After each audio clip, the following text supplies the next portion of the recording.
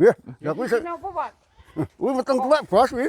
Oh, matang. Ya sampeyan nek pengen susune ngemik barang iso kuwi. Oh, ngoten. Nggih, susune gede kok ngono nek. Karena mah gede ndi Pak Budi susune. Undang-undi kuwi. Di, Mas. Nggih.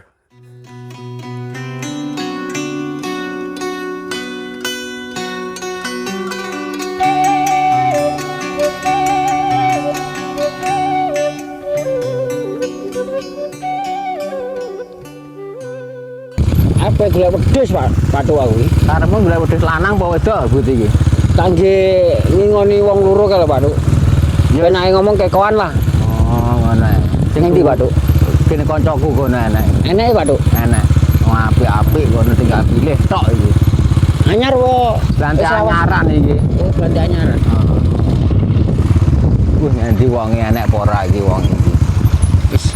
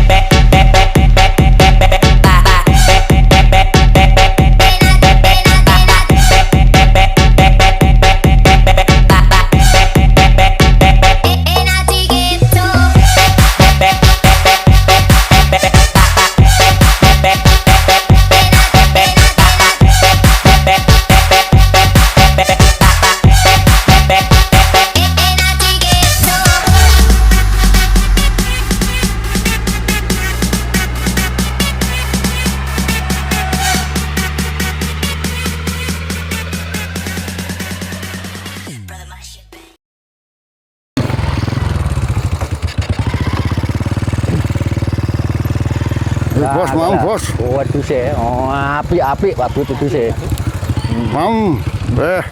Ya, iki lho singgal pilih. Niki.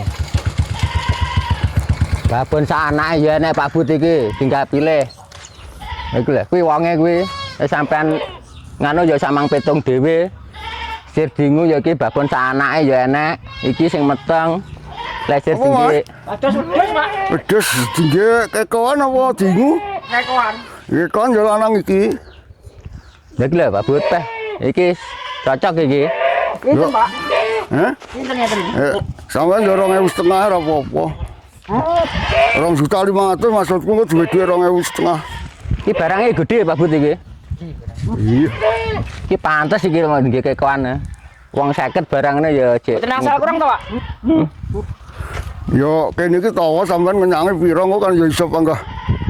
Sampeyan munggah aku mudhun kan akhirnya petuk iso dadi to. Medun-medun 200 to, Pak. Yo ngene lho sampeyan sing gawe sampeyan gawe dhewe yo sampeyan kurangi 100 wae ora apa-apa. Ampun timbangane ra dadi. Sehat Mas dhisik mangane bareng seneng. Berarti kali juta 100. Ora apa-apa. Lah piye Pak Bud kowe? Iki barangnya ya super Pak Bud iki. Niki lho. Wah, yang ganteng. Kurangin Pak. Tinggi dhewe, Pak. Piro sampean bar njaluk kurang 200 tak sudo 100. Ambune ya wangi ya Pak Bud. Wis ngene Mas yo. Amprih pedote. Bang sampean kan ngenyang kurang 200, aku njaluk kurang 100, ampe jikok tengah-tengahnya 50. Wis sampean tambah 50, aku mudhun 50 amprih dadine. Jadi piro, Pak? Dadi 2 juta. 450. Ora Mas, 2 juta 350 ae. Piye Pak Bud? Kuwi karo anake lanang lho Mas. Lah nek golek geke kon yo lanang kuwi. Wah iki anak ya super ya Pak Bud iki lho. Iki mau ingune kae setahun 2 tahun iki kira-kira wis. Wis jane sampean ndek ingin nek kene iki anak wedhus 50 payu kabeh Mas. Lah aku juga bathi ra oke-oke saiki apa kok ndang payu ganti dagangan ngono. Tapi niki benten regine. Kuwi sak anake 2.500 wis kuwi bandro kuwi Mas, anake lanang kuwi. Iya Pak.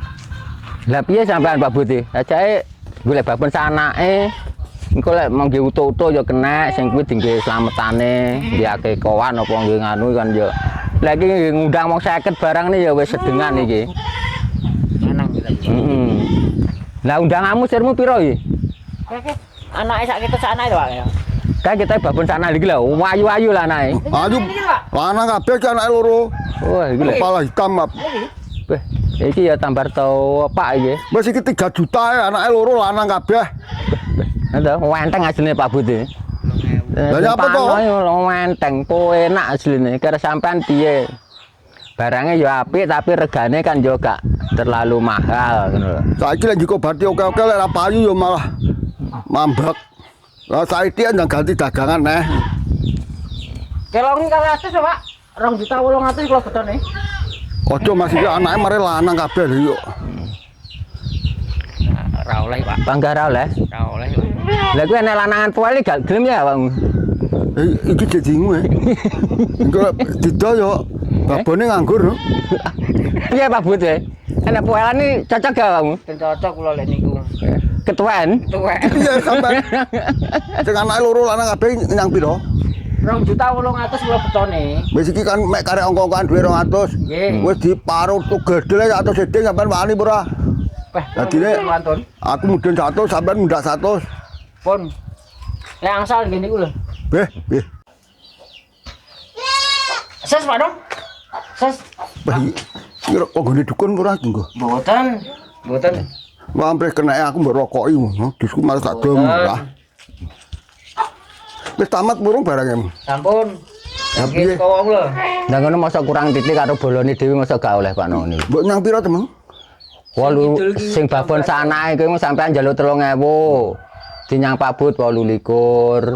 Jane wis tak dukne 100 aku njaluk 29 ngono.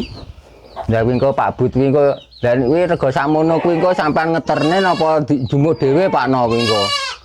Ongkire mesti ya enek lho Pak No kuwi, ongkose Kuwi kuwi. ora jarepi sakmono ya kira-kira ya sampean go mulih dhewe. Ya kuwi berarti kuwi jimpit iki. Lah saiki umpama rega ya Pak No ya. Kuwi rega sakmono cara diarepine cara duweke kuwi dicicilne piye? Di DPC sak nganu ngono. Terus mbok bayar ping pira ngono. Heeh, maksudku ngono iki piye?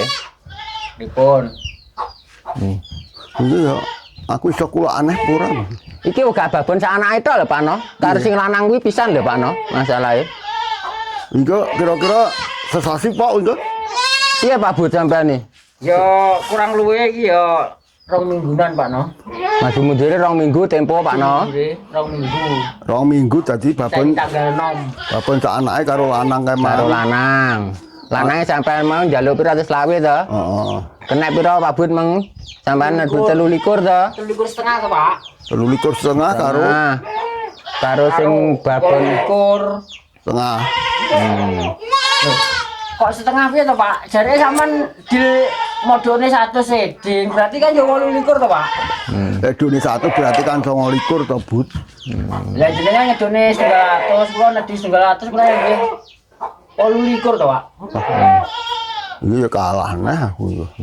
Ya piye kok iso kalah sampean nu petungne sing digugui omongane lho Pak iki. Ora aku mang njaluk 3.000 terus mudun 100 berarti kan 29 to, Bos. Ora Kene nang 28, separo edeng. Nggih. Separo edeng ya karek pira to Pak Bud 28 separo edenge. Nah, niku lho. Ngene lho, Ngono lho. Karek 14 edeng to kuwi lek separo edeng 28 iki. tambah 50 Bos, 28,50 dadine. Pun ngeten mawon. Niku Kula tambah 50 tapi medane jenengan Gendong. pun. Tapi sama gendong mereka. ya nganu wae wis. Kayak ngono tak potong 200 tapi sampean punggi dhewe-dhewe ngono piye? Lah ora masalah niku Pak No. Sing penting petunge ngono lho Pak No ini. Wah jenengan deal medon niku kula kencengi riyen mungkin kirangane 2 minggu. muatan. Lah iku cara 2 minggu sampean gak iso ngepoki ngono piye? Ya Saged. ya barangnya sama jemune ora apa-apa kan masalah iki barangnya ora didol neh Pak No. Barang iki dingu sitoke arepe tinggi.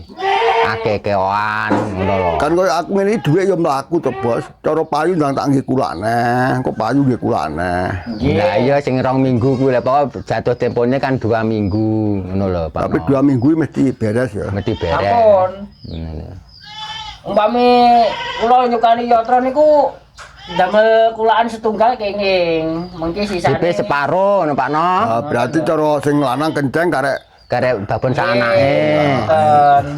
Tapi nggih niku wau regine nggih niku wau 28 kalih 23,5. Pripun? Lha iku sing sampean bayar sik sing ndi? Sing kula bayar sing lanange niku riyen mboten napa-napa. Sing 23. Nggih, 23,5. Pripun? Wis tak ngene peh iki dadi kuwi maring joimpit iki. Idole lek makane ro entuk. Kenangan riyen. Dos pundi? Batine akeh lah adol omah karangan iki yo akeh nek Pak No bati akeh. Lah wedhus lho batine njaluk pira to Pak No? Nggih. Ya anggitku wedhus itu njaluk 5 juta ngono batine dadi loro 10 juta ngono. Mboten kiyat to Pak sing tumbas. Itu Mbak sing tuku ya kendhat Pak No. Lah niki wau kula mriki lho mboten disemerepi tiyang niki mboten mriki lho. Wis jane ndek ingi Mas pilihane mokeh. Nggih. Alah paling iran di dhuwit tuku wedhus. Ngenyak nah. Lah, Gadah ini. iki dhuwit to ngerti niki. Makno lah adol wedhus ra Lagi lho. aku gak ngecone kok yo oleh. Wah iki. Padung gawane kencengan nek. Lha iki lho gawane kencengan iki. Jenengan Mak. Yo kan mah berdua to. Wah iki. Lah niku Iki piye dak sampani bakul apa nganu to Pak No iki Aku sejengmu? bakul panjenengan. Engko lek payu itu bati tak jol. Lah nggih niku lho Mak. Oh. Wedhus lanang niku kula tawa niku wau 23,5 sing jaler. Lah babon sak anake sing ingkang kidul kambah niku 28 ngoten. Lah Pak kan jane piro? Jenjale sakmono kuwi. Berarti- Kan 3.000. Kuwi duwe kabeh total piro kuwi 6.000 piro kuwi? Iki niku. 64 6.400 Pak No. kirang luwe 64 65 pun ancer-ancer niku. Kula mboten beto HP niku wau. Ya pokoke oleh awake dhewe lah turane yo gak apa-apa to Pak. Lah ya kudu ditukokke neh. Nggih kula aneh ngono lho Pak Nggih No. niku wau Bu, kula asale mbayar nggih sing jaler yen, nggih to. Mengke sing babon saknane niku tanggal 6 ngajeng ngoten kula kesi. Soale kene kan yo golek dagangan. Nah. Nggih, semerep kula nggih. Dadose kersane Pak No saged kulaan malih kan ngoten niku wau. Sampeyan asline omahe ndi to? Kula mbangkok mriki lho, Pak. Tapi ya rada ada nyabrang kali ya Pak No. Bangkrok kulon kali berarti. Kulon kali. Wis engko ongkire bareng ya aku ngene iki tak jengne wong mah terena. Lah ya dikaemengan diarepi 3.000 karo Pak Bud. Tapi samang sunggi teng mriko lek ngeterne. Nggih. Ngoten lho. Pun. Eh. Lek 28 Kula pun detik ya, Mbak. Mungkin Nah. kula tak anu rencang-rencang, ngengken. Ya wis ngono ae Mas. Dikun dhewe. Engko aku engko ngongkon wong ya pangga bayari ya. Nggih. Ya. Engko hitungane batine ya tambah kelong tak nggih bayari sing ngeterne barang. Oh, Resiko Ya, daratan gede yo. dadose niki regi samonten niku pun deal. Ya wis gak apa-apa wis. Oh tandi kanca karo tambah langganan. Nggih. Ini asli kene Pak No ya sampean ya. Ya aku asli kene nah. Kelahiran kene ya, asli ya. Iki Pak Bud demi penak ada petongane karo. Busa. Apa nembe to Pak niki? Sadian mintu-mintu ngene niki. Kira-kira ya enek 3 tahunan aku sih. Tapi tahu pedot barang Pak Bud iki. Ya tapi gathuk neh tapi. Oh, ngoten. Tahu pedot. Napa niku sing pedhot dagangane napa tiange? Yo angen-angene. Ora wedhus payu dutang bicara bocah minggat berarti balik. Oh, ngoten kasuse. Nggih. Iki mulai timik-timik nah iki. Mungkin kula kalih tinggali KTP-ne kula dadose jenengan ben semerap. Apa-apa Bangkok kono, Bangkok kene. Sampeyan wis ora ta Pak No Bangkok iki? Ya wis to. Bangkok iki ombo lho Pak No. Nah, niku lho RT. Lek Bangkok gurah aku wis paham, lek Bangkok Thailand ngono gak ngah aku. Kuwi lho Bangkok iki sampean ro Bangkok kono tok. Lah omahe nduwe lek iki wong iki sampean apa ro? Dilek ya apa nek Depok kono. Sampeyan iki tak omongi, mbiyen yo tau ketatalan kaya ngono kuwi saiki lek petung kuwi ya sing ati-ati ngono lho Pak No. Iya wis paham aku. Nah, makanya kula nggih mboten nate ngapusi tiyang, dadose mungkin enten tinggalane KTP niku. Nah, Ya wis gak apa-apa. Kapan nek kapan nek gowo kira-kira? Kok mungkin rencang-rencang lek mendhet. Ya iso diusahakne golek wis yup ngono ae panas-panas kemarin. Oh, ngoten nggih. Nggih. Dadose deal nggih niki. Nggih. Nuwun Pak Duk. Lah mau DPC apa nganu? Apa engko karo njupuk wedhuse ngono? Ya penake wong pitung saiki ya ditaleni ben gak rasa. Nggih. Taleni kok nggih. Ya taleni kono sik pira-pira kono Bud, ngono lho. Heeh. Emang gak duwe kata Pak Bud? Jane dhuwit yo akeh dibayar kabeh cukup. Ya diubetne sik tepakno kancane ya ini iki.